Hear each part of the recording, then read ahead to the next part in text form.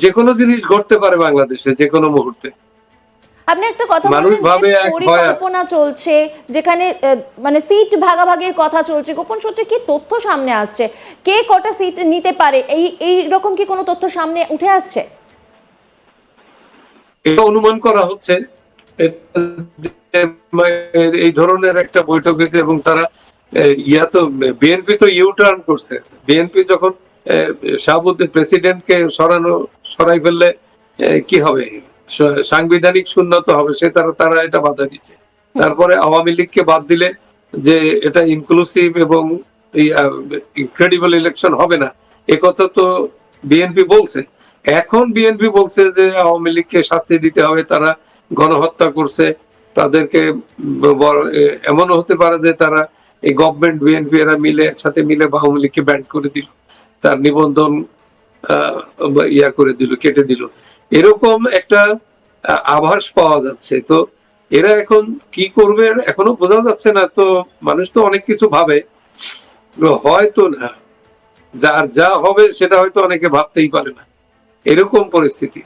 গোপন সূত্রে এমনটাও জানা যাচ্ছে যে ভোট হলে বিএনপি নাকি 200টি আসন পেয়ে যাবে, এমনটাও সম্ভাবনা জোরালো হচ্ছে। তাহলে সেখানে দাঁড়িয়ে না 200 কেন, বিএনপি তো 300 আসনও পাইতে পারে, অসুবিধা কি? তো যেহেতু সেই সবচাইতে বড় দল, তবে শোনা যাচ্ছে যে বিএনপি ভাগাভাগি হচ্ছে। এটা তো নির্বাচন না, এটা ওই সমঝোতা। মাছের ভাগার মতো মাছ, যে কে কয়টা নিবে, এরকম। যে এটা একটা ডিজাইন, এটা নির্বাচন না, এটা হচ্ছে একটা পাতানো খেলা। সেখানে বিএনপি কে বলা হয়েছে তুমি 200 নিবা, জামাত 70টা পাবে, আর অন্যান্য যারা আছে খুচরা তারা মিলে তারা 30টা এদেরকে কিছু কিছু ছিটা ফোটা ভিক্ষা টিক্ষা দিয়ে দেবে, এরকম একটা জল্পনা কল্পনা চলছে। তো এটাতে গত যে ইউনূসের সাথে গতকালকে যে মিটিং হয়েছে বিএনপির, সেই বিএনপির ওই মিটিং এর থেকে তাদের সুর যে চেঞ্জ হয়েছে, এই চেঞ্জ থেকে কিছু আজ করা যায় যে একটা নতুন ধরনের খেলা এরা শুরু করতে চাচ্ছে, একটা পাতানো নির্বাচনের দিকে এগোচ্ছে। এই মুহূর্তে আমরা যে ছবিটা দেখতে পাই যে আওয়ামী লীগের যিনি প্রধান মানে হাসিনা মাঝে মধ্যেই বার্তা দিচ্ছেন, তিনি তাদের যে কর্মী সমর্থক তাদেরকে উজ্জীবিত করার চেষ্টা করছেন এবং তার ফলস্বরূপ আমরা দেখতেই পাচ্ছি একের পর এক অশান্তির ছবি সামনে আসছে। সেখানে আওয়ামী লীগকে বাদ দেওয়ার যে কথা বলা হচ্ছে, এটা তো কোনোভাবে অ্যাকসেপ্টেড হবে না গোটা বিশ্বের কাছে।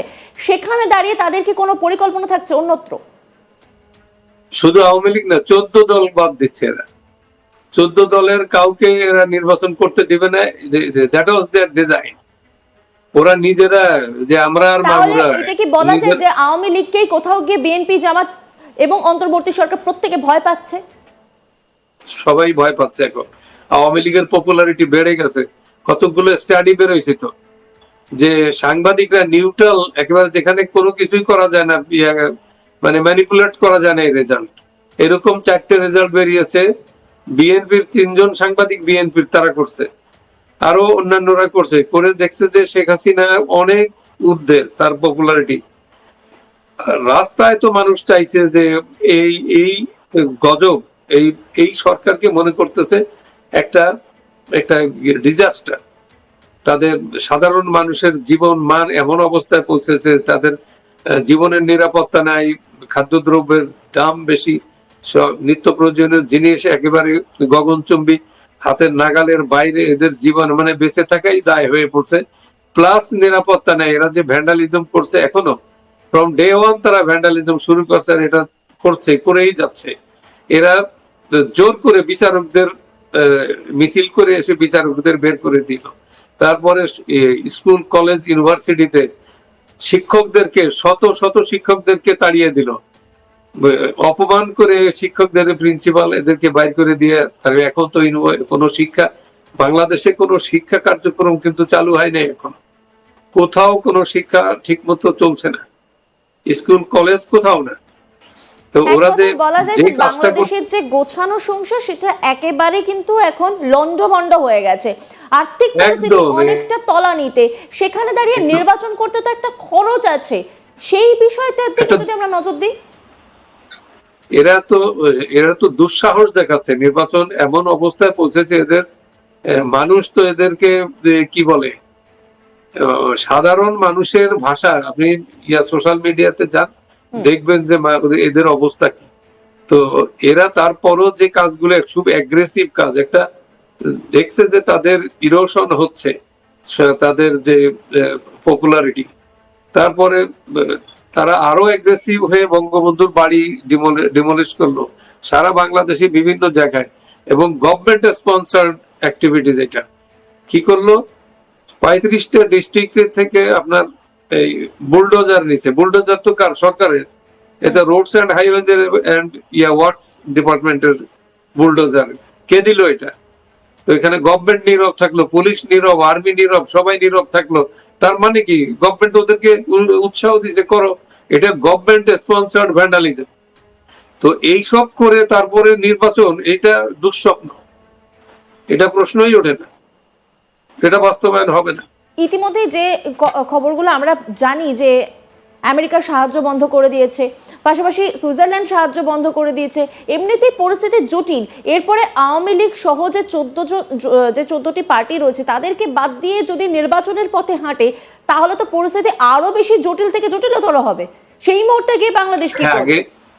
হ্যাঁ, যদি সকলকে উনি যদি একটা পিসফুল এক্সিট চাইতেন, তাহলে উনি চুপচাপ থাকতেন, সবাইকে ডাকতেন, ডেকে সকল দল।